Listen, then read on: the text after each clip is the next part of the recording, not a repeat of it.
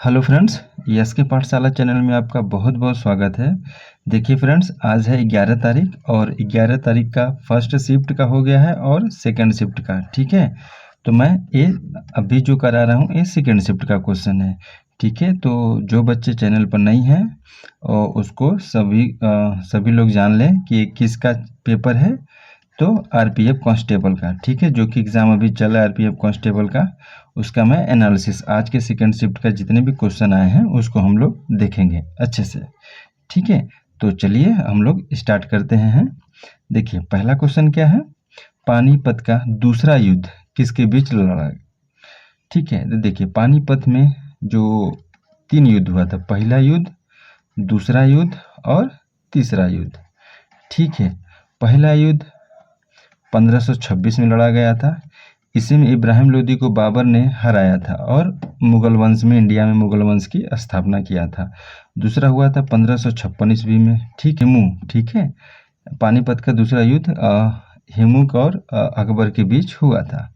ठीक है, और तीसरा युद्ध अहमद शाह अब्दाली और मराठों के बीच हुआ था 1761 में।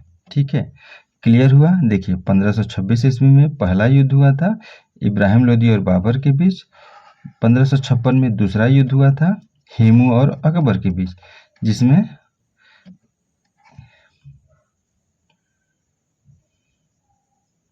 अकबर की जीत हुई थी। और तीसरा युद्ध हुआ था 1761 ईस्वी में अहमद शाह अब्दाली और मराठों के बीच, जिसमें मराठा हार गए थे और अहमद शाह अब्दाली विजयी हुआ था। वही डिटेल मैंने इस पॉइंट के रूप में लिखा हूँ। पानीपत का देखिए दूसरा युद्ध 5 नवंबर 1526 ईस्वी में हुआ था। किसके बीच में, हेमचंद्र, उसी को कहते हैं हम लोग हेमू, और मुगल शासक था अकबर, ठीक है, के बीच लड़ा गया था।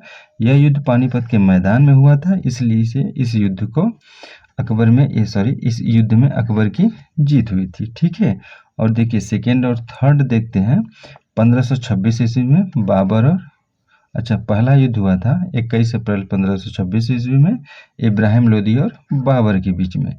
इसी से मुगल वंश की स्थापना हुआ, जिसमें इब्राहिम लोदी को हरा दिया था किसने, बाबर ने। ठीक है, लेकिन इब्राहिम लोदी की संख्या, जो सैनिक संख्या थी ना, बहुत अधिक थी, बाबर की कम थी, उसके बावजूद भी इब्राहिम लोदी को हरा दिया था बाबर। ठीक है, वही अगर तीसरा युद्ध की बात हम लोग कर लें तो अहमद शाह अब्दाली और मराठों के बीच हुआ था। ठीक है, सदाशिव राव भाव के बीच 14 जनवरी 1761 में। तीनों युद्धों को मैंने क्लियर कर दिया। तो आने वाली शिफ्ट में हो सकता है पहला और थर्ड वाला भी पूछ सकता है। ठीक है, तो इस पॉइंट को आप लोग ध्यान में रखेंगे। आइए अगला क्वेश्चन देखेंगे। भारत सरकार द्वारा नियुक्ति के बाद मनोज मित्तल, ठीक है, कौन, मनोज मित्तल ने भारतीय लघु उद्योग विकास बैंक, उसको सिडबी कहते हैं, ठीक है, इस सिडबी का फुल फॉर्म है, कि अध्यक्ष के रूप में कब कार्यभार संभाला था। यानी इसमें जो सिडबी का अध्यक्ष है मनोज मित्तल जी है, उन्हीं का डेट पूछा है कि कब उन्होंने कार्यभार संभाला था। तो इन्होंने जुलाई में और 2024 को इस पद का अध्यक्ष के रूप में कार्यभार संभाला था। ठीक है, अगला क्वेश्चन देखेंगे। 1999 में अटल बिहारी वाजपेयी ने लाहौर में किसके साथ संधि किए थे। ठीक है, देखिए 21 फरवरी 1999 के तत्कालीन प्रधानमंत्री अटल बिहारी वाजपेयी और पाकिस्तान के प्रधानमंत्री नवाज शरीफ, ठीक है ना, एक संधि पर हस्ताक्षर किए, जिसे लाहौर घोषणा के नाम से हम लोग जानते थे, और उसको लाहौर या तो लाहौर घोषणा उसको कहते थे। ठीक है, तो इसका सही आंसर क्या हो जाएगा, लाहौर घोषणा। और उस समय के प्रधानमंत्री पाकिस्तान के कौन थे, तो नवाज शरीफ थे। अक्टूबर 2024 में 44वां और 45वां आसियान शिखर सम्मेलन 2024 कहाँ आयोजित किया गया था। ये ऑप्शन थे आपके पास, जकार्ता, बैंकॉक, हनोई और वियंतियाने। ठीक है, तो इसका ऑप्शन सही हो जाएगा डी। ठीक है, नेक्स्ट क्वेश्चन देखेंगे। 1857 के विद्रोह का नेतृत्व किसने किया था, कहाँ, महाराष्ट्र में। ठीक है, तो इस क्वेश्चन का आंसर होगा महाराष्ट्र में 1857 के विद्रोह का नेतृत्व कई लोगों ने किया था, जिनमें भाकोजी नाइक, खाजा सिंह, चीमा साहब और रंगो पापूजे गुप्त शामिल थे। और अब जो बच्चे पेपर दे के आए होंगे उनके ऑप्शन में क्या क्या ऑप्शन है, अब ऑप्शन में क्या था एग्जैक्ट, आप लोग उसको देख लीजिएगा। अगला क्वेश्चन देखेंगे। देखिए अगला क्वेश्चन है, उसी क्वेश्चन को कोई बच्चे ने पूछा था, इस टाइप का क्वेश्चन पूछा गया है, जिसे भील नेताजी काजी सिंह और भीमा नाइक और भाकोजी नाइक ने। ठीक है, देखिए क्वेश्चन क्या पूछा था, इसी क्वेश्चन को, जो एक क्वेश्चन मैंने अभी बताया, उसी क्वेश्चन ने कुछ बच्चे ने बोला था कि महाराष्ट्र के धुले जिले में 1857 के विद्रोह का नेतृत्व किसने किया था, इस टाइप का क्वेश्चन। ठीक है, बहुत बच्चे बोल रहे थे कि यही क्वेश्चन ऐसे पूछा गया था कि महाराष्ट्र के धुले जिले में 1857 के विद्रोह का नेतृत्व किसने किया था। तो आंसर हो जाएगा भील नेताजी काजी सिंह, भीमा नाइक और भाकोजी नाइक ने। ठीक है, यही लोग महाराष्ट्र में नेतृत्व किए थे 1857 के क्रांति का। अगला क्वेश्चन देखेंगे। देखिए एडीबी, एशियन डेवलपमेंट बैंक, एशियाई विकास बैंक का मुख्यालय कहाँ पर स्थित है। तो देखिए इसका गठन 19 दिसंबर 1966 में हुआ था और इसका हेडक्वार्टर कहाँ है, मनीला। मनीला कहाँ पड़ता है, तो फिलीपींस में। ठीक है, नेक्स्ट देखेंगे, संसद सदस्य के अनुशासनहीनता के लिए कौन सी समिति का गठन किया गया था। तो इसका सही आंसर होगा आचार समिति का गठन किया गया था। प्रायद्वीप भारत की सबसे ऊंची चोटी कौन सी है, तो देखिए अनाई होगी। ठीक है, देखिए अपना इंडिया है तो ये जो है पश्चिमी घाट और ये पूर्वी घाट, पश्चिमी और पूर्वी घाट जहाँ के मिलती है ना, यही एक चोटी बन जाती है। ठीक है, तो वही है अनाई। प्रायद्वीप भारत की सबसे ऊंची चोटी है। यह केरल के इडुक्की जिले में स्थित है। यह चोटी नीलगिरी पहाड़ियों में आती है। अनाई की ऊंचाई समुद्र तल से 2695 मीटर या फीट में अगर लेंगे तो 8842 फीट है। चलिए इस पॉइंट को क्लियर हुआ। आइए अगला क्वेश्चन देखेंगे हम लोग। भाप इंजन किस सिद्धांत पर कार्य करता है, तो इसको सभी को पता होगा, थर्मोडायनामिक्स। ठीक है, अब तो इलेक्ट्रिकल कोयला भी बंद हो गया, भाप भी बंद हो गया, किस पे चलता है, अब लाइन से चल रहा है ट्रेन। मालाबार युद्ध का अभ्यास जो 2024 में पूछा है कहाँ हुआ था। ठीक है, देखिए सैन्य अभ्यास मालाबार 2024 का समुद्री चरण 8वां। ठीक है, समुद्री चरण 8 अक्टूबर से 18 अक्टूबर 2024 के बीच विशाखापत्तनम में आयोजित किया गया है। इस अभ्यास में भारत के साथ साथ ऑस्ट्रेलिया, जापान, अमेरिका की नौसेना ने हिस्सा लिया था। इस अभ्यास का मकसद समुद्र में आपसी समझ और तालमेल को बढ़ाना था। ठीक है, हिंद प्रशांत क्षेत्र की सुरक्षा को मजबूती प्रदान करना था। ये जो इसके प्रमुख एम थे या उद्देश्य थे, मैंने उसको बता दिया। ठीक है, तो ये कहाँ किया गया था, तो इसका आंसर हो जाएगा विशाखापट्टनम में किया गया था। चलिए नेक्स्ट देखेंगे। अनुच्छेद 10 में क्या कहा गया है, तो आर्टिकल 10 स्पष्ट करता है कि पूर्ववर्ती नागरिकता अनुच्छेद के तहत नागरिक घोषित किए गए लोग संसद द्वारा बनाए गए किसी भी कानून के अधीन बने रहेंगे। समझ में आया, नहीं समझ में आया, मैं समझाता हूँ। देखिए आर्टिकल 10 बोलता है नागरिकता का बना रहना।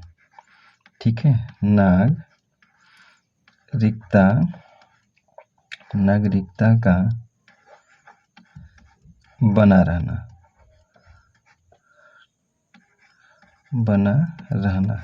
जब तक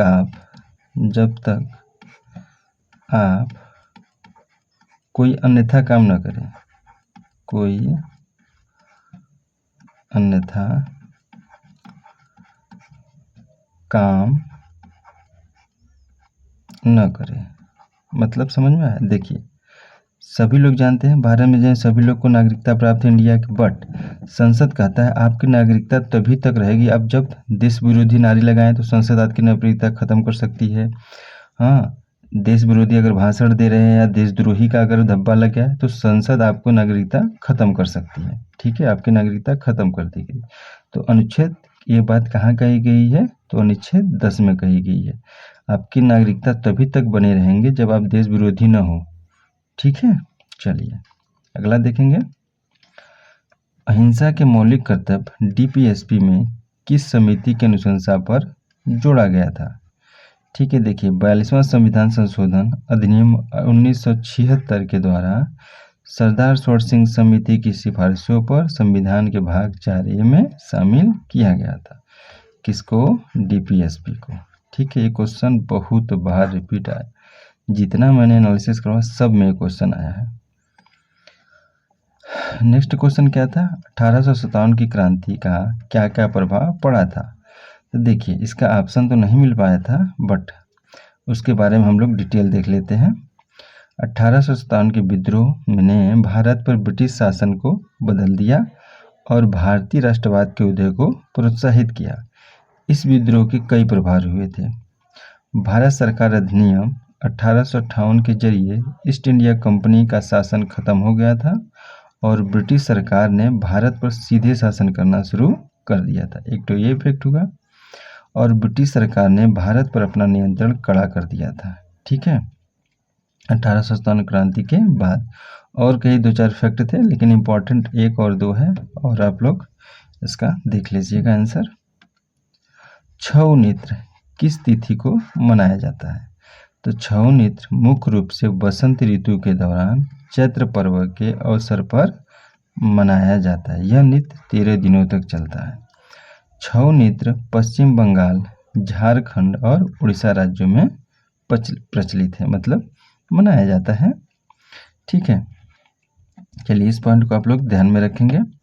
अगला देखेंगे, गरीबी सूचकांक किस आधार पर मापा जाता है? तो गरीबी रेखा, GDP, उपभोक्ता जीवन स्तर किस में किया जाता है? गरीबी रेखा, ये ऑप्शन है आपके, गरीबी रेखा, दूसरा GDP या उपभोक्ता जीवन स्तर में वृद्धि। ठीक है, तो इसका सही ऑप्शन आंसर होगा गरीबी रेखा। गरीबी सूचकांक किससे मेजर किया जाता है? तो गरीबी रेखा से मेजर किया जाता है। नेक्स्ट क्वेश्चन क्या था? इंदिरा सागर बांध जल विद्युत परियोजना किस राज्य में स्थित है?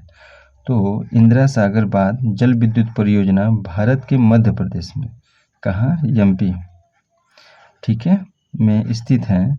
यह खंडवा जिले में नर्मदा नदी पर बनाया गया है। किस राज्य में पूछा है? तो इसका सही ऑप्शन हो जाएगा कहाँ पर? मध्य प्रदेश। ठीक है, अगला देखेंगे हम लोग। भारतीय संविधान के किस अनुच्छेद में राज्य विधानमंडल के सत्रावसान और विघटन से जुड़ी हुई व्यवस्थाएं दी गई है? तो इसका सही होगा आर्टिकल 174 में राज्य विधानमंडल के सत्र का सत्रावसान या विघटन से जुड़ी व्यवस्थाएं दी गई हैं। इस अनुच्छेद के तहत राज्यपाल को विधानमंडल के सत्र को बुलाने या भंग करने या सत्रावसान करने का अधिकार दिया गया है। किसको दिया गया है? तो राज्यपाल को। किस आर्टिकल के थ्रू? तो आर्टिकल 174 के थ्रू। चलिए अगला क्वेश्चन, आइए देखते हैं। निम्नलिखित में से सबसे अधिक आणविक भार किसका होता है? तो लैक्टोज का होता है। ऑप्शन आपके पास रहा होगा, तो इसमें सही आंसर होगा किसका? लैक्टोज का। इसका मॉलिक्यूलर वेट है 342.3 ग्राम पर मोल। ठीक है, वहीं अगर ग्लूकोज का देख लिया जाए, has a molecular weight of the 180.16 gram per mole. Glucose is the monosaccharide with the chemical formula C6H12O6। ठीक है, ग्लूकोज का फार्मूला होता है। नेक्स्ट क्वेश्चन देखेंगे। कार्बोहाइड्रेट की सबसे छोटी इकाई जिसे आगे विभाजित नहीं किया जा सकता क्या है? मोनोसेक्राइड। ठीक है, देखिए मोनोसेक्राइड चीनी का सबसे सरल रूप है। Glucose, fructose, galactose, ribose, cellulose आदि मोनोसेक्राइड्स की क्या है? एग्जाम्पल है। ठीक है, देखिए आप लोग जब कभी बीमार पड़ते हैं या दादी उदी जब बीमार पड़ती हैं तो डॉक्टर क्या चढ़ाता है? तुरंत आपको ग्लूकोज की एक बोतल लगा देगा।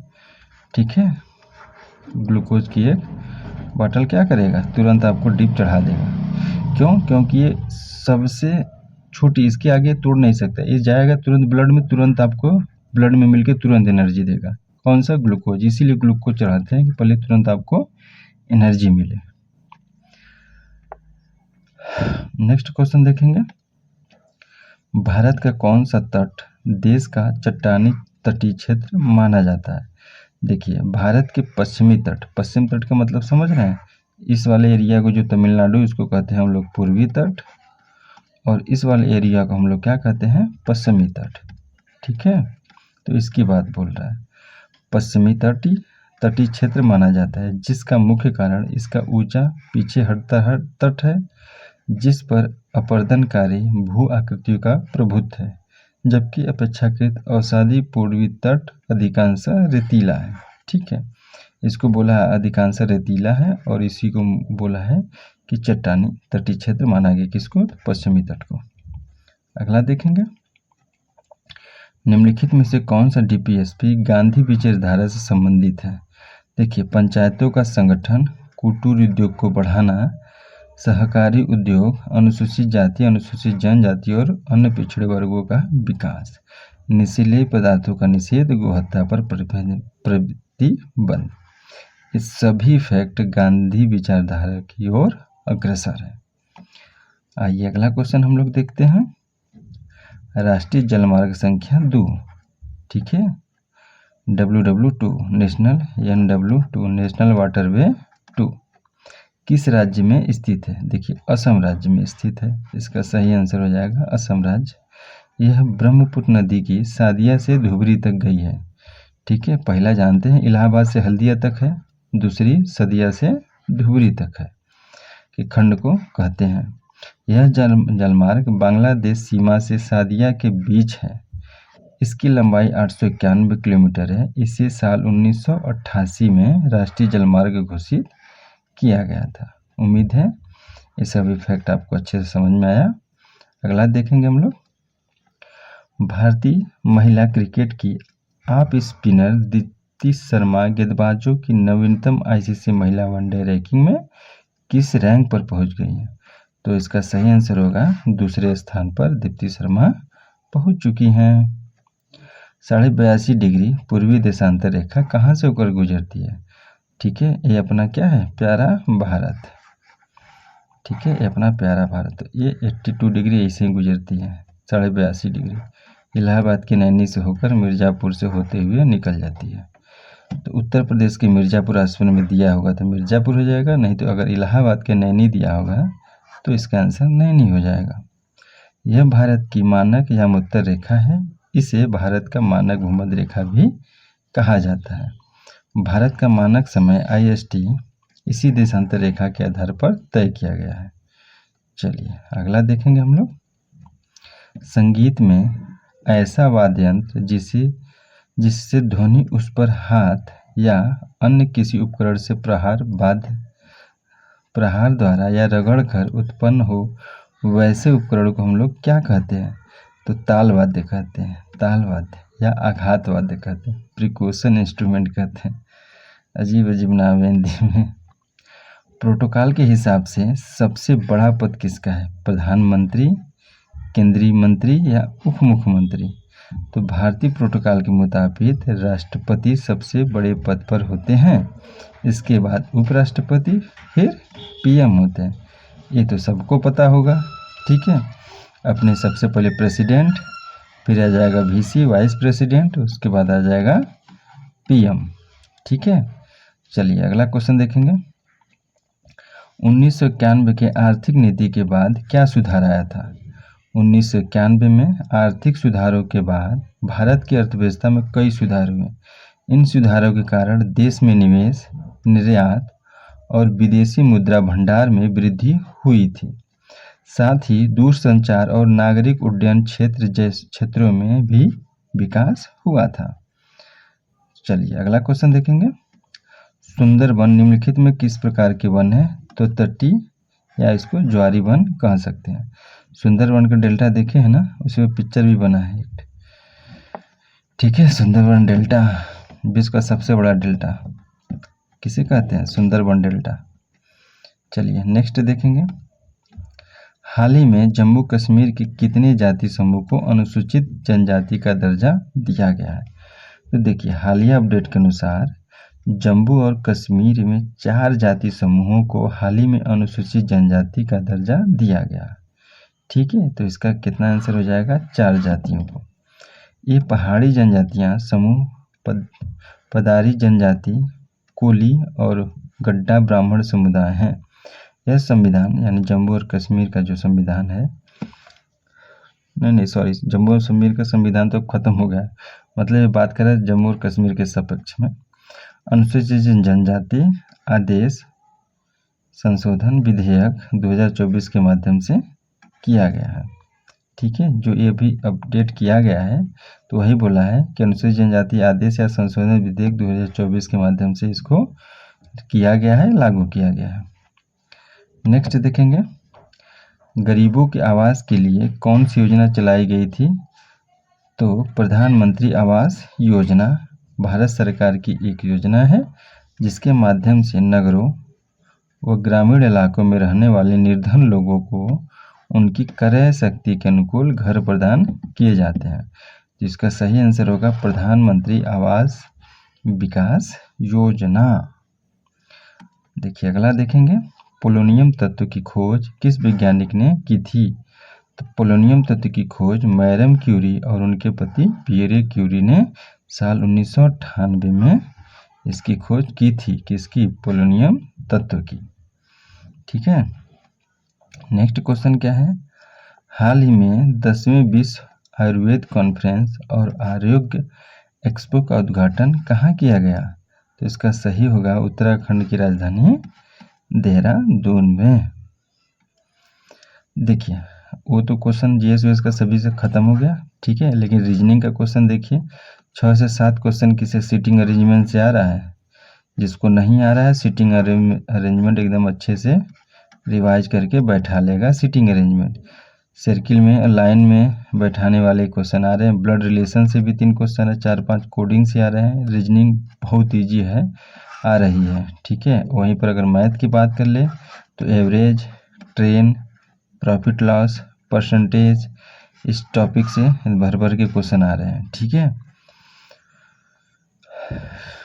चलिए आज का वीडियो हम लोग यहीं पर समाप्त करते हैं। आप लोग बस इस जो टॉपिक है, ठीक है, इसको अच्छे से पढ़ लीजिएगा। ठीक है, जो भी इसमें क्वेश्चन डाउट होगा उसको एक बार डाउट वाले क्वेश्चन को रिवाइज करके जाइएगा। ठीक है, जिस भी क्वेश्चन में आपको डाउट लगता हो या ऐसा लगता होगा कि हम एक मैथ के क्वेश्चन जाकर वहाँ पर भूल जाते हैं बना पाते, तो उसको 2-3 बार अभी बना लीजिए। ठीक है, चलिए हम लोग फिर मिलते हैं नेक्स्ट वीडियो में। तब तक के लिए आप लोग अपना ध्यान रखेंगे। Thank you, bye bye.